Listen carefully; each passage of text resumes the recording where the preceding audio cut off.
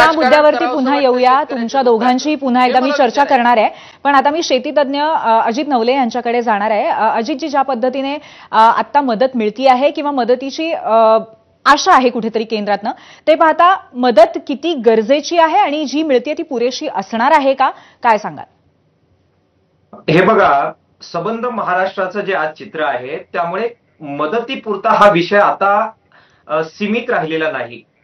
हा सबंध ग्रामीण भाग आणि शेती पुन्हा नव्यानं उभं करण्याचा मुद्दा निर्माण झालेला आहे.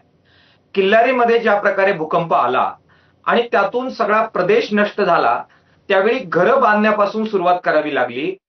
दुर्दैवानं ज्या प्रकारची धरणं फुटली आहेत, शेती वाहून गेलेली आहे, माती खरवडून गेलेली आहे, घरं पडलेली आहेत, गोठे वाहून गेलेली आहेत, जनावरं वाहून गेलेली आहेत. त्यामुळे शेतकऱ्याला मदतीपुरता मुद्दा नाही. हे सगळं आपण जर उभं केलं नाही तर महाराष्ट्राची अर्थव्यवस्थाच याच्यामुळे धोक्यात येणार आहे. त्यामुळे मदतीच्या पलीकडे जाऊया, नंबर 1. नंबर 2, मी आपली ही चर्चा ऐकत होतो त्यावेळी जयस्वाल साहेब असं म्हणाले की आम्ही इतर राज्यांशी तुलना करू नका, आम्ही खूप मदत केली आहे. ते म्हणत होते की आम्ही खतांना दिले, विजेला दिले. राज्य सरकारने हे समजून घ्या की तुम्ही खताला दिले, विजेला दिले, बियाणांना दिले, ते सगळं पाण्यात गेलेलं आहे, वाहून गेलेलं आहे. ते काहीही शिल्लक शेतकऱ्यांकडे राहिलेलं नाही. काय मदत करायला पाहिजे? मी ऐकत होतो एनडीआरएफ आणि एसडीआरएफच्या बाबत. एनडीआरएफचा निकष जो आहे तो आहे कोरडवाहू शेतीला एका हेक्टरला सरकार म्हणतंय आम्ही 8,500 रुपये देणार.